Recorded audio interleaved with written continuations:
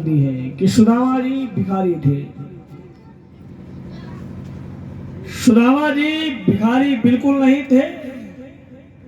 उदाहरण के लिए आप देख लीजिएगा कि इस समय पर कलयुग चल रहा है और सुदामा जी जिस समय पर थे वो द्वापर का अंतिम चरण था। कलयुग में जो भिखारी हैं वह फॉर्चूनर कार से चल रहे हैं और 8-8 मंजिल के उनके जो है बढ़िया फ्लैट पड़े हुए हैं। ये कलयुग के भिखारियों की स्थिति है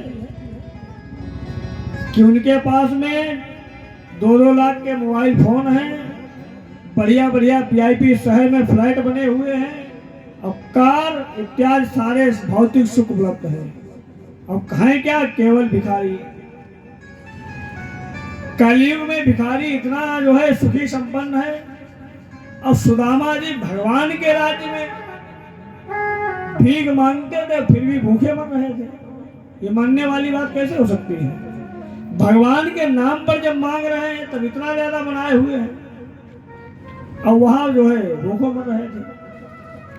ये सब धारणाएं और विचार सुदामा जी के प्रति जिन जिन लोगों के मन में है अथवा भरे गए हैं सब गलत है। क्यों? भागवत महापुराण में आप ये समझ लीजिएगा कि सुदामा जी का नाम ही नहीं आया है। जब अध्याय समाप्त हो गया तब लिखा हुआ है, तब तक नहीं लिखा हुआ है। तब लिखा हुआ है श्री रामचरिते कि सुदामा जी का है चरित्र है। बीच में क्या लिखा हुआ है? प्रथम श्लोक समझिएगा।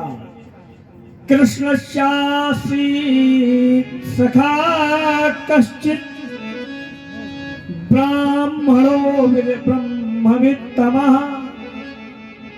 भगवान कृष्ण के गुरुकुल का एक ब्राह्मण मित्र था और कैसा था? ब्राह्मणो ब्रह्मवित्तमः। वित्त माने होता है धन। सुदामा जी भौतिक धन से परिपूर्ण थे। सुदामा जी भौतिक धन से ब्रह्म धन से परिपूर्ण थे। और कैसे थे? विरक्त इंद्रियार्थेषु प्रशांतात्मा जितेंद्रियः। विरक्त थे, उन्हें कोई भी भौतिक सुखों की इच्छा ही नहीं थी, सबका त्याग कर चुके थे। क्यों? ऐसा कब होता है? जब व्यक्ति अपनी कर्मेंद्रिया ज्ञानेंद्रिया इन पर विजय प्राप्त कर लेता है।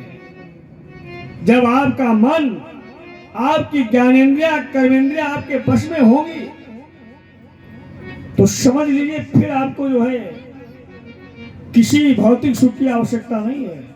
ये कब तक है? जब तक हम लोग मन के बस में हैं। मन हमेशा सुख चाहता है, मन के बस में है, इसलिए जो है हमको जो है घूमना चाहिए, वहां जाना चाहिए, ये करना चाहिए, ये सब मन की गति है। अब सुदामा जी ने विरक्त इंद्रियार्थेषु प्रशांतात्मा जितेंद्रिया, सबको जीत लिया है, अपनी इंद्रियों को जीते हुए भौतिक सुखों से परे हैं। उन्हें किसी भी भौतिक सुख की आवश्यकता नहीं है। अब भैया जिसे भौतिक सुख की आवश्यकता नहीं है उसे काम करने की क्या आवश्यकता है? भाई हम आप सभी मेहनत तभी करते हैं कि अच्छा धन मिलेगा, उससे घर की सारी व्यवस्थाएं करेंगे, परिवार सुखी रहेगा और उन सुखों का उपभोग करेंगे। पैदल चल रहे हैं तो कार ले ली जाए और पहनने के लिए अच्छे अच्छे वस्त्र ले लिए। ये सब क्या है? ये सब सिर्फ जो है मन के भौतिक सुख की चाह इसलिए है। अब जब भौतिक सुख की चाह होगी, ये सब प्राप्त पाना होगा, इनका सुख लेना होगा तो फिर मेहनत करनी पड़ेगी, काम करना पड़ेगा। और जिस दिन आप सोच लें कि हमको दुनिया में किसी भी वस्तु की कोई आवश्यकता नहीं है, फिर आपको काम करने की क्या जरूरत है? आपको भोजन की चिंता न रह जाए, वस्त्र की चिंता न रह जाए, परिवार की चिंता न रह जाए तो फिर आप क्या काम क्यों करेंगे? सुदामा जी भौतिक सुखों से परे हैं, ब्रह्म धन से परिपूर्ण है। और सुदामा जी ने कभी भी भिक्षा नहीं मांगी अपने जीवन में। सुदामा जी की वृत्ति कैसी है? शीलोन्नत वृत्ति है। सुदामा जी ही क्या, ब्राह्मण कभी भीख नहीं मांगता है। ब्राह्मण को हमेशा दान किया जाता है। दान होता है अपने से श्रेष्ठ को। भाई कन्यादान जब कोई करता है तो क्या ऐसे उसे कर देता है? अपने से बड़े कुल में और अच्छे धनवान अपने से पैसे वाले क्या करता है? क्यों? दान हमेशा अपने से श्रेष्ठ व्यक्ति को दिया जाता है। सुदामा जी की वृत्ति है कि वो शीलोन्नत वृत्ति से जीते हैं।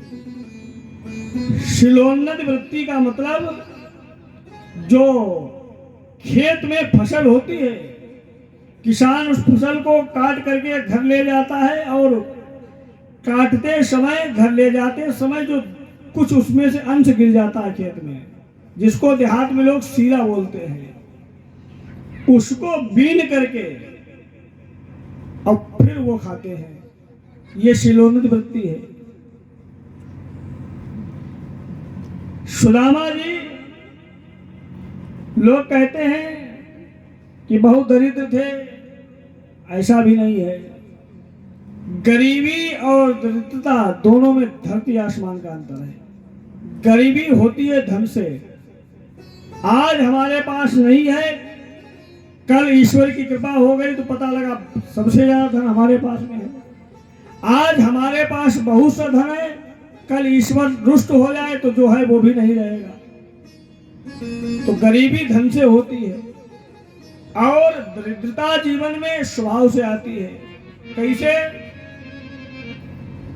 कि पैसा बहुत है लेकिन कृपण इतने हैं कि कपड़ा फट गया है तो उसको 15 जगह से सिले हुए पहने हुए हैं। पैर में पहनने के लिए चप्पल नहीं है लेकिन पुरानी वाली ही 20 बार उसको बनवा करके पहन रहे, नहीं ले रहे हैं। ये कैसा? ये दरिद्र स्वभाव है। तो दरिद्रता जीवन में स्वभाव से आती है।